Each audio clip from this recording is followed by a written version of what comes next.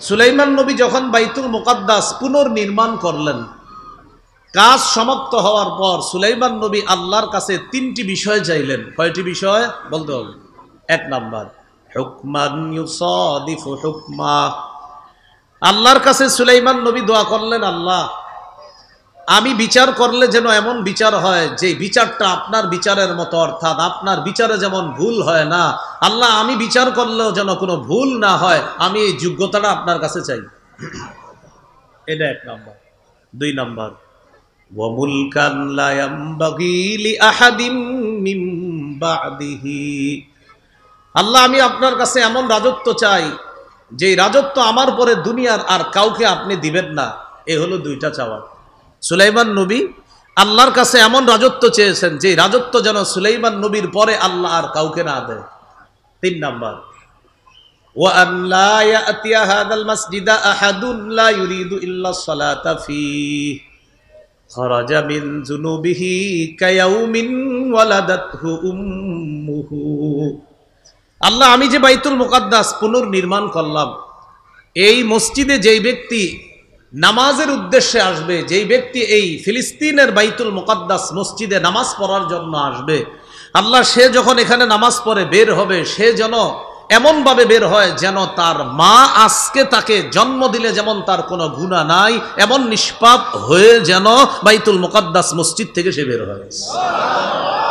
এই তিনটা দোয়া করছে আমাদের নবী সাল্লাল্লাহু আলাইহি সাল্লাম। বলেন সুলাইমান নবীর প্রথম দুইটা দোয়া আল্লাহ তার জীবদ্দশায় কবুল করে ফেলছে। সুবহানাল্লাহ। এর মানে তিনি যখন বিচার করতেন তার বিচারে কোনো ভুল হইতো না, একদম নির্ভুল হইতো বিচার। আল্লাহর বিচারে যেমন কোনো ভুল নাই, সুলাইমান নবীকে আল্লাহ এমন যোগ্যতা দিয়ে দিয়েছেন, তিনি বিচার করলে তার বিচারটাও আল্লাহর বিচারের মতো আল্লাহ নির্ভুল করে দিতেন। দুই নাম্বার, সুলাইমান নবী আল্লাহর কাছে রাজত্ব চেয়েছেন। আল্লাহ তাআলা সুলাইমান নবীকে এমন রাজত্ব দান করেছেন যা পৃথিবীর আর কাউকে আল্লাহ দেন নাই। পিপিলিকা, বাতাস, জিন, ইনসান সবার উপর আল্লাহ এই নবীর রাজত্ব দান করেছেন। কয়টা হলো? চাইছে কয়টা? হইল কয়টা? বাকি রইল কয়টা? আমাদের নবী সাল্লাল্লাহু আলাইহি সাল্লাম বলেন, তিন নাম্বারটার ব্যাপারে আমি নবীর বক্তব্য হলো, আমার কোন উম্মত যদি ফিলিস্তিনের বাইতুল মুকাদ্দাসে গিয়ে নামাজ আদায় করে, আমি নবী আশাবাদী আল্লাহ তাআলা সদ্য নবজাতক যেমন নিষ্পাপ হয়ে দুনিয়াতে আসে, এই সদ্য জন্ম নেওয়া নবজাতকের মতো আমার উম্মত বাইতুল মুকাদ্দাস থেকে নিষ্পাপ হয়ে বের হবে। আল্লাহ আমাদের সকলকে নিরাপদে বাইতুল মুকাদ্দাস গিয়ে সালাত আদায় করার ব্যবস্থা করে দেবে। নিয়ত আসেনি সবার ইনশাআল্লাহ। জিহাদের জন্য যাওয়া লাগলেও নিয়ত রাখতে হবে। আল্লাহ তৌফিক দান করে। মূল আলোচনায় চলে আসে। এত পরিমাণ রাজত্ব দিলেন সুলাইমান নবীকে, মনে আসেনি আমাদের আলোচনা চলছে শাসকের এক নাম্বার গুণ আল্লাহমুখী হওয়া। শাসকের এক নাম্বার গুণ কি হওয়া? আল্লাহ। সূরাতুন নামলের 15 থেকে 19 নম্বর আয়াতে আল্লাহ বলেন, ওয়ালাকাদ আতাইনা দাউদা ওয়া সুলাইমানা ইলমা। আমি দাউদকে এবং সুলাইমানকে ইলম দান করেছি। ওয়া ক্বালা আলহামদুলিল্লাহিল্লাযী ফাদ্দালানা আলা কাসীরিম মিন ইবাদিহিল মুমিনিন। দাউদ নবী, সুলাইমান নবী বলছে, আল্লাহ সমস্ত প্রশংসা আল্লাহ, যে আল্লাহ আমাদেরকে তার অনেক মুমিন বান্দাদের উপর শ্রেষ্ঠত্ব দান করেছেন। দাউদ নবী আর সুলাইমান নবী বললেন সমস্ত প্রশংসা আল্লাহ। বুঝে নিবা, দাউদ নবীকে রাজত্ব দান করেছেন কে? বলেন। এলেম দান করেছেন কে? সুলাইমান নবীকে রাজত্ব এলেম দান করেছেন কে? কিন্তু এই দুজন সমস্ত কৃতিত্ব প্রশংসার মাধ্যমে কাকে দিতেছে? তাহলে শাসকের এক নাম্বার গুণ হলো তিনি সমস্ত কৃতিত্ব আল্লাহকে দেওয়া, আল্লাহমুখী হওয়া। এই যে দাউদ নবী আর সুলাইমান নবী বলতেছে সমস্ত প্রশংসা আল্লাহর, যে আল্লাহ আমাদের দুইজনকে অনেক মুমিন বান্দাদের উপর শ্রেষ্ঠত্ব দান করেছেন, এই জন্য সমস্ত প্রশংসা আল্লাহ। এরপরে আল্লাহ বলেন, ওয়ারিসা সুলাইমানু দাউদা ওয়া ক্বালা ইয়া আইয়ুহান নাস উল্লিমনা মানতিকাত তায়রি ওয়া উতিনা মিন কুল্লি শাই। ওয়ারিসা সুলাইমানু দাউদ, সুলাইমান নবী দাউদ নবীর উত্তরাধিকার হলেন। সুলাইমান নবী দাউদ নবীর উত্তরাধিকার হওয়ার পর সুলাইমান নবী বললেন, হে মানুষ, উল্লিমনা মান্তিকাত তায়র, শোনো তোমরা, আমাকে পাখির ভাষা শিক্ষা দেওয়া হয়েছে আল্লাহর পক্ষ থেকে। পাখির ভাষা আমি নবী সুলাইমানকে শিক্ষা দেওয়া হয়েছে। ওয়া উতিনা মিন কুল্লি শাই, আমাকে সব জিনিসের নেয়ামত দান করা হয়েছে। এগুলার পরে সুলাইমান নবী বলতেছেন, ইন্না হাযা লাহুয়াল ফাদলুল মুবিন, এগুলা সব স্পষ্ট অনুগ্রহ, আল্লাহর পক্ষ থেকে দয়া, অনুগ্রহ। আমি যে পাখির ভাষা বুঝি, এটা আমার আল্লাহর অনুগ্রহ। আমি যে পাখির ভাষা বুঝতে পারি, এটা আমার রবের অনুগ্রহ। আমার হুকুমে যে বাতাস প্রবাহিত হয়, এটা আমার রবের অনুগ্রহ। এত বড় রাজত্ব যোগ্যতা পাওয়ার পরেও বলেন তো কৃতিত্ব কাকে দিচ্ছে?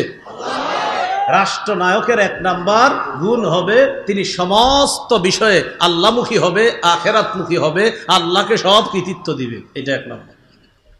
পরে কি বলে দেখেন, ওয়া হুশিরা লিসুলাইমানা জুনুদুহু মিনাল জিন্নি ওয়াল ইনসি ওয়াত তায়রি ফাহুম ইউজাউন। সুলাইমান নবীর জন্য সমবেত করা হলো, জিন, ইনসান, পাখি কুলকে একত্রিত করা হলো, তাদেরকে নিয়ন্ত্রণ করা হতো। সুলাইমান নবী সবাইকে নিয়ন্ত্রণ করতেন, জিনদেরকে নিয়ন্ত্রণ করতেন, মানুষকে নিয়ন্ত্রণ করতেন, পাখিকে নিয়ন্ত্রণ করতেন। বলেন তো এই সবার উপর রাজত্বটা সুলাইমান নবীকে দিয়েছেন কে? আল্লাহ। রাজত্ব দেওয়ার পর সুলাইমান নবী কি বলে একটু পরে দেখেন, হাত্তা ইযা আতাউ আলা ওয়াদিন নামলি ক্বালাত নামলাতু ইয়া আইয়ুহান নামলু দুখুলু মাসাকিনাকুম। সুলাইমান নবী তার বাহিনী নিয়ে রওনা করলেন, যাইতে যাইতে পিপিলিকার এলাকায় গিয়ে বসলেন, পিঁপড়ার এলাকায়। ক্বালাত নামলাতু ইয়া আইয়ুহান নামলু দুখুলু মাসাকিনাকুম।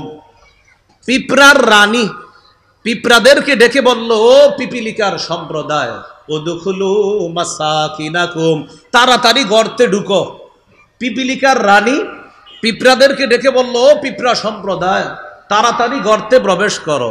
লা ইয়াহতিমান্নাকুম সুলাইমান ওয়া জুনুদুহু ওয়া হুম লা ইয়াশউরুন। সুলাইমান এবং তার সৈন্যবাহিনী না জেনে তোমাদেরকে যেন পিষে না ফেলে, তাড়াতাড়ি তোমরা গর্তে ঢুকো। সুলাইমান নবী তার যে বাহিনী নিয়ে আসতেছে, তোমাদের উপরে হাঁটলে তোমাদেরকে পিষে মেরে ফেলতে পারে। ও পিঁপড়া বাহিনী, তাড়াতাড়ি গর্তে ঢুকো, সুলাইমান নবী যেন তোমাদেরকে পারা না দেয়। আর উনি তো বুঝতে পারবে না, না জেনে হয়তো তোমাদেরকে পিষে ফেলতে পারে, এজন্য তোমরা গর্তের মধ্যে প্রবেশ করো। পিঁপড়ার রানী পিঁপড়ার দলকে এই কথা বলার পর সুলাইমান নবী পিঁপড়ার ভাষাটা বুঝে ফেলছে, সাথে সাথে বুঝে ফেলার পর ফাতাবাসসামা দাহিকাম মিন কাউলিহা, সুলাইমান নবী পিঁপড়ার ভাষা বুঝে স্মিত একটা হাসি দিলেন। সুবহানাল্লাহ। ওয়া ক্বালা রাব্বি আউজি'নি আন আশকুরা নি'মাতাকা আল্লাতী আন'আমতা আলাইয়া ওয়া আলা ওয়ালিদাইয়া। সাথে সাথে সুলাইমান নবী বললেন, হে আমার রব, আমাকে তৌফিক দান করেন, আমি যেন আপনার নেয়ামতের শুকরিয়া আদায় করতে পারি, যে নেয়ামত আপনি আমাকে দান করেছেন। আল্লাহ, আমাকে পাখির ভাষা বোঝার যোগ্যতা দিয়েছেন। আল্লাহ, বাতাস আমার অনুগামী করে দিয়েছেন। আল্লাহ, মানুষের উপর আমার রাজত্ব দান করেছেন। আল্লাহ, জিনের উপর আমার রাজত্ব দান করেছেন। মাবুদ, আপনি আমাকে এত নেয়ামত দিয়েছেন, আমি যেন আপনার শুকরিয়া আদায় করতে পারি, আমাকে তৌফিক দান করেন। তাহলে দেখেন তো, এত রাজত্ব হওয়ার পরেও তিনি সব কারে বলতেছে? এটা মুসলিম শাসকের এক নাম্বার বৈশিষ্ট্য, আল্লাহমুখী হওয়া। আমি কিছু না, সব আমার রব আমাকে করছে। পরে কি বলে দেখেন, ওয়া আন আ'মালা সালিহান তারদাহ ওয়া আদখিলনি বিরহমাতিকা ফি ইবাদিকাস সালিহিন। আল্লাহ, আমি যেন নেক কাজ করতে পারি, যে নেক কাজ আপনি পছন্দ করেন, আপনার পছন্দনীয় নেক কাজ যেন আমি করতে পারি, আর আমাকে আপনার অনুগ্রহে নেক বান্দাদের অন্তর্ভুক্ত করে নেন। মানুষের রাজত্ব, জিন জাতির রাজত্ব, পশু পাখির রাজত্ব, বাতাসের উপর রাজত্ব, সব রাজত্ব পাওয়ার পরেও সুলাইমান নবী বলতেছে, আল্লাহ, সব কৃতিত্ব আপনার, প্রশংসা আপনার, আপনি আমাকে নেয়ামত দান করেছেন। আল্লাহ, আমি যেন ভালো কাজ করতে পারি, আমি যেন সঠিকভাবে আপনার শুকরিয়া আদায় করতে পারি, আমাকে আপনি তৌফিক দান করেন। আল্লাহ, এত কিছু পাওয়ার পরেও আল্লাহ আপনি আপন দয়ায় মেহেরবানিতে আপনার নেক বান্দাদের অন্তর্ভুক্ত আমি সুলাইমানকে আপনি করে নিলেন। তাহলে বলেন তো, মুসলিম শাসকের কাজ কয়টা? কাজ কয়টা? 4টা। আর গুণ কয়টা? 1 নাম্বার গেল আল্লাহমুখী হওয়া, এলো 1 নাম্বার গুণ।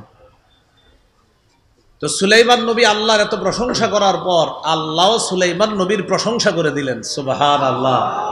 কোন মুসলিম শাসক আল্লাহকে খুশি করে দিলে আল্লাহ তার প্রতি খুশি হয়ে যায়। সুলাইমান নবী শাসক হিসাবে খুশি করেছেন আল্লাহকে, আল্লাহও খুশি হয়ে সুলাইমান নবীর প্রশংসা করছেন সূরা সদের 30 নম্বর আয়াতে। বুঝে থাকলে বলেন তো, সুলাইমান নবী রাজত্ব পাওয়ার পর কাকে খুশি করছে? এবার আল্লাহ তাআলা সুলাইমান নবীর প্রতি খুশি হয়ে কি বলে দেখেন, সূরা সদ 30 নম্বর আয়াত। আল্লাহ বলেন, ওয়া ওয়াহাবনা লিদাউদা সুলাইমান, আমি দাউদ নবীকে সুলাইমান নামে একজন সন্তান দান করেছি। এত ভালো সন্তান, নি'মাল আব। আল্লাহ বলেন সুলাইমান কতই না উত্তম বান্দা। সুবহানাল্লাহ। আল্লাহ বলেন সুলাইমান কতই না উত্তম বান্দা।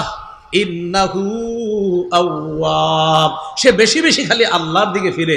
আওয়াব মানে যে বেশি বেশি আল্লাহমুখী হয়। তো আল্লাহ বলেন আমার সুলাইমানকে এত রাজত্ব দেওয়ার পরেও সুলাইমান এত ভালো বান্দা, এত নেক বান্দা, সে খালি আমার অভিমুখী হয়, সে বেশি বেশি আল্লাহ অভিমুখী হয়। বুঝে থাকবেনি কথাটা, মনে থাকবেনি? তাহলে মুসলিম শাসকের 1 নাম্বার বৈশিষ্ট্য আল্লাহমুখী হওয়া। 2 নাম্বার বৈশিষ্ট্য বলেন ইনসাফ কায়েম করা।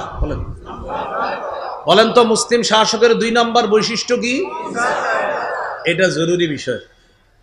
সূরাতুস সদ 26 নম্বর আয়াতে আল্লাহ বলেন, ইয়া দাউদ ইন্না জাআলনাকা খলিফাতান ফিল আরদ ফাহকুম বাইনান নাসি বিল হাক্কি ওয়া লা তাত্তাবি'ল হাওয়া ফায়ুদিল্লাকা আন সাবিলিল্লাহ ইন্নাল্লাযীনা ইয়াদিল্লুনা আন সাবিলিল্লাহি লাহুম আযাবুন শাদীদুম বিমা নাসু ইয়াউমাল হিসাব। ইয়া দাউদ, হে দাউদ, ইন্না জাআলনাকা খলিফাতান ফিল আরদ, আমি আপনাকে বানিয়েছি পৃথিবীতে খলিফা, প্রতিনিধি। ফাহকুম বাইনান নাসি বিল হক, আপনি সঠিকভাবে মানুষের মাঝে বিচার করবেন, ইনসাফ প্রতিষ্ঠিত করবেন। ওয়ালা তাত্তাবি'ল হাওয়া, খেল খুশির অনুসরণ করবেন না, মন যা চায় তা করবেন না।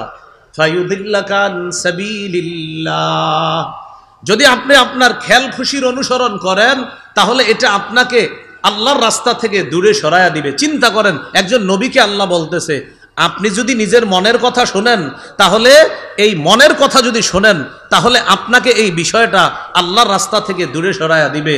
একজন নবী, একজন শাসককে আল্লাহ বলতেছেন, দাউদ আমি দুনিয়াতে আপনাকে শাসক বানিয়েছি, মানুষের মাঝে ইনসাফের সাথে বিচার করবেন। এই ক্ষেত্রে আপনি আপনার মনের কথা শুনবেন না, খেয়াল খুশিতে যা আসবে এটা শুনবেন না, সঠিকভাবে ফয়সালা করবেন। যদি মনের কথা শুনেন তাহলে কিন্তু আপনি আল্লাহর রাস্তা থেকে দূরে সরে যাবেন। চিন্তা করছেন, একজন নবীকে আল্লাহ ধমক দিতেছে, তাহলে অন্য যারা শাসক আছে এদের কি অবস্থা হবে বলে? হ্যাঁ,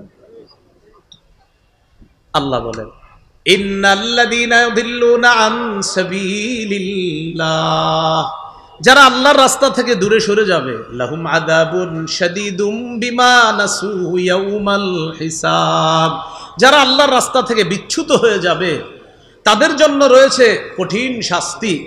লাহুম আযাবুন শাদীদ, কঠিন শাস্তি। কেন?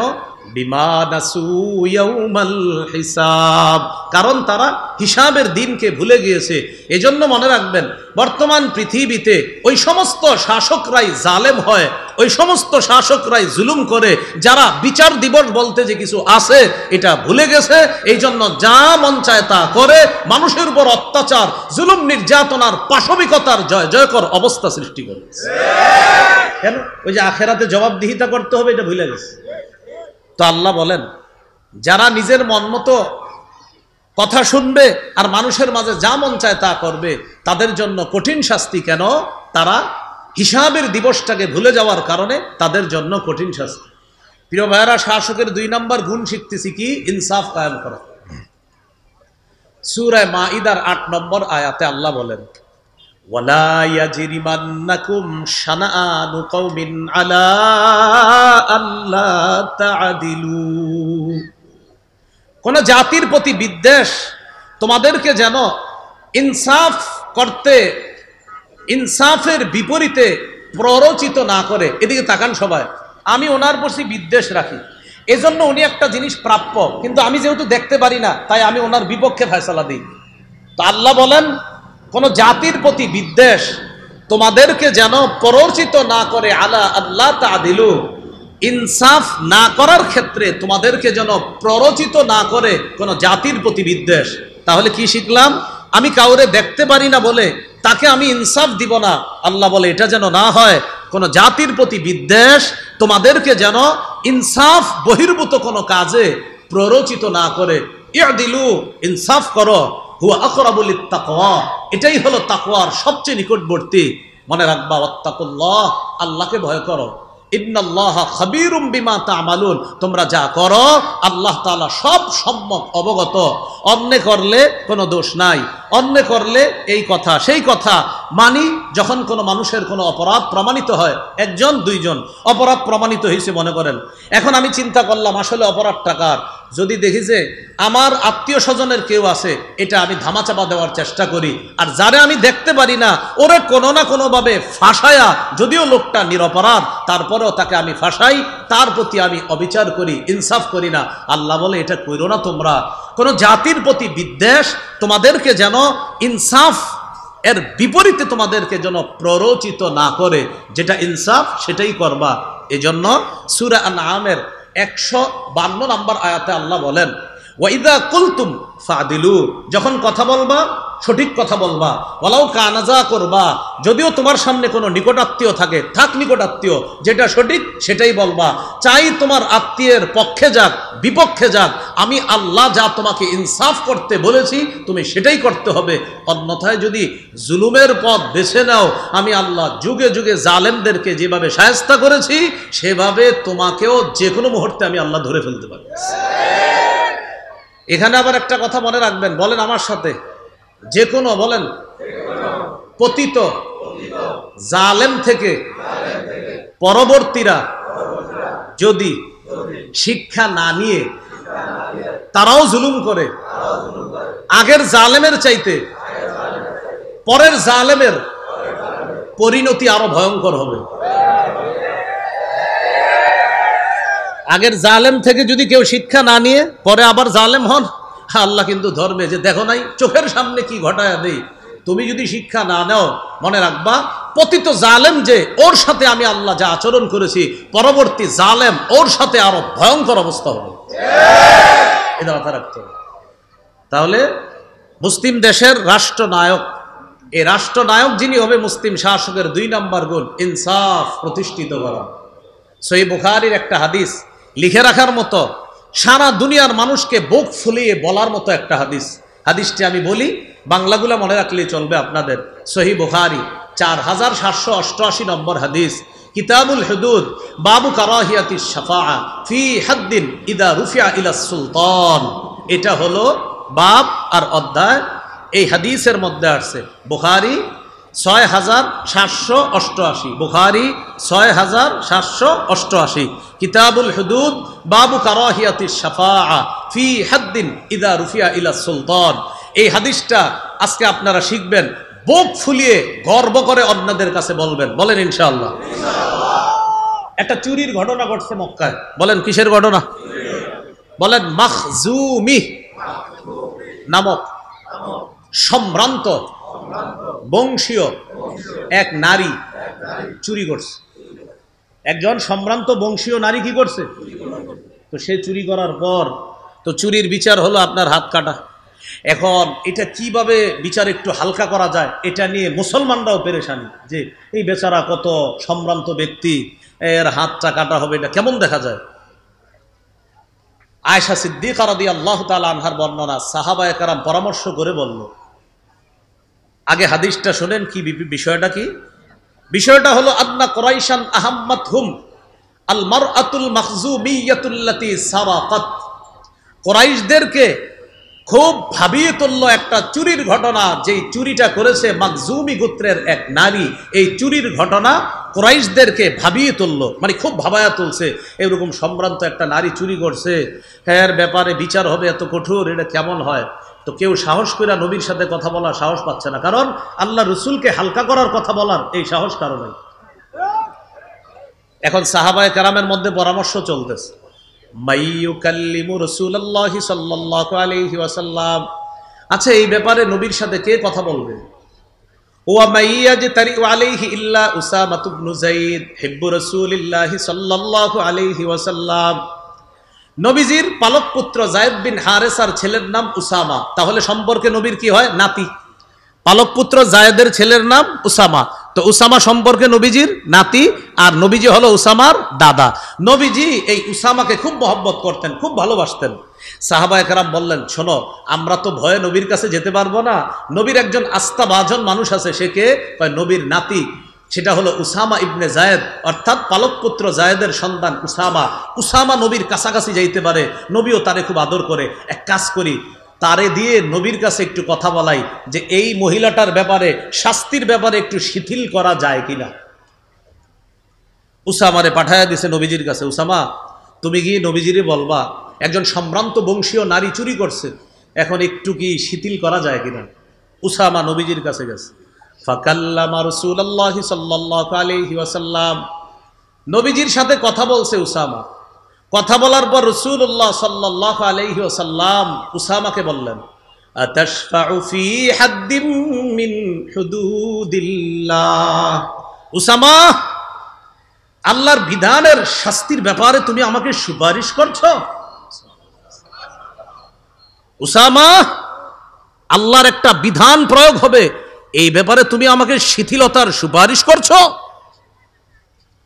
নবীজি বুঝতে পারছে যে সাহাবীরা উসামারে পাঠাইছে, নবীজি তাড়াতাড়ি বাইরে গেছে, সবার সামনে গিয়ে দাঁড়াইলেন। সুম্মা কামা ফাখাতাবা, পৃথিবীর শ্রেষ্ঠ রাষ্ট্রনায়ক মুসলমানদের সামনে দাঁড়িয়ে এক ভাষণ দিলেন, যা সারা পৃথিবীতে মুসলমান গর্ব করার মতো একটা ভাষণ আল্লাহ রাসূল দিলেন।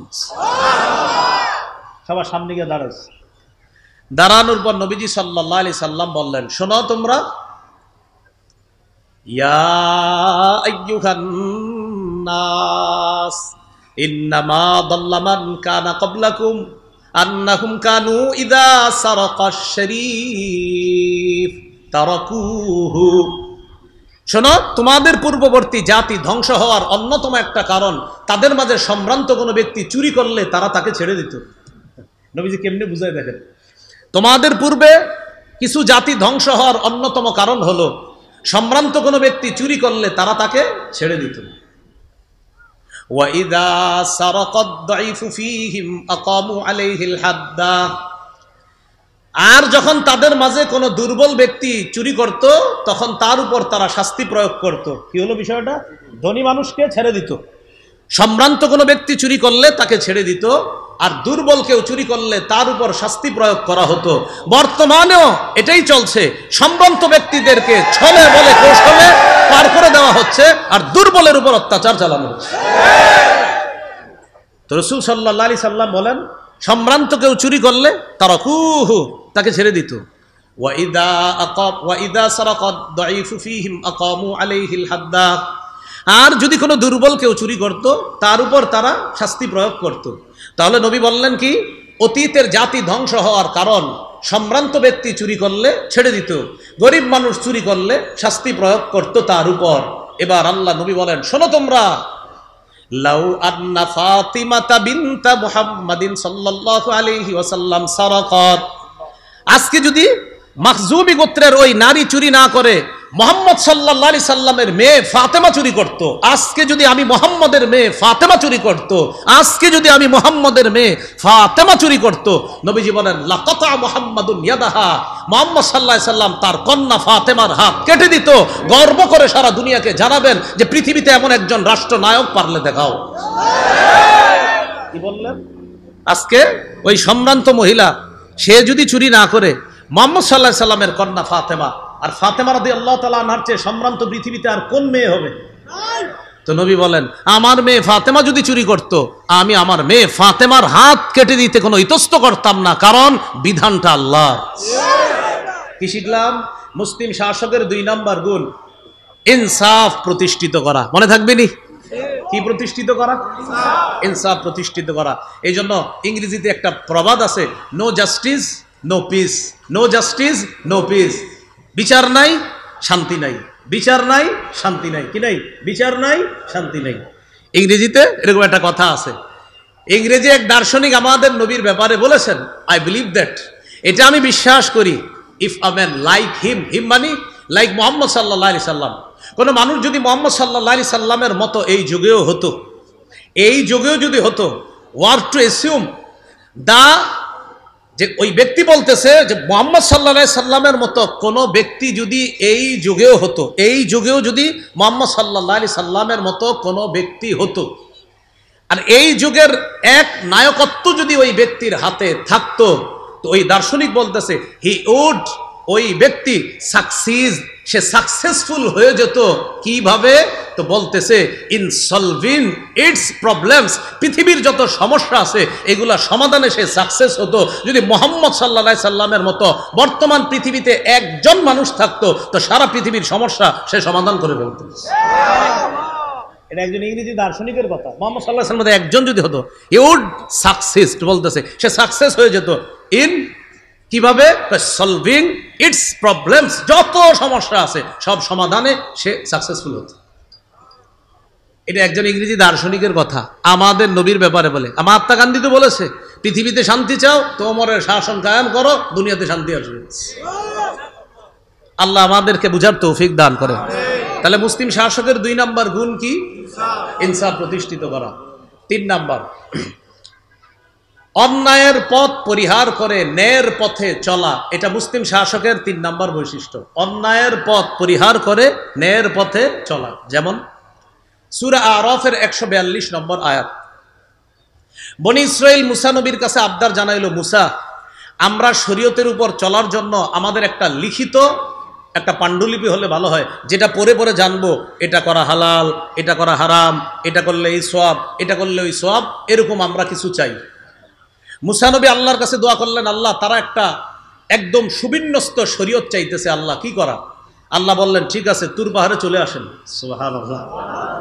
আসার পর 30 দিন এতেকাফ করেন। কয় রাত? 30 রাত এতেকাফ করেন। কয় রাত? 30 রাত এতেকাফ করেন। আল্লাহ তাআলা মুসা নবীকে নিয়ে গেলেন।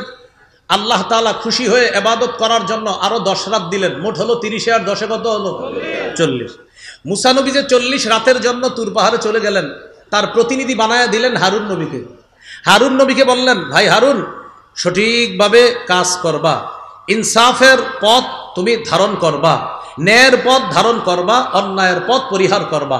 মুসলিম শাসকের 3 নম্বর বৈশিষ্ট্য, ন্যায়ের পথ গ্রহণ করা, অন্যায়ের পথ পরিহার করা। এবার আয়াতটা শোনেন, সূরা আরাফ 142 নম্বর আয়াতে আল্লাহ বলেন, ওয়া'আদনা মূসা 30 লাইলা, আমি মুসাকে তাওরাত কিতাব দেওয়ার জন্য 30 রাতের ওয়াদা করলাম।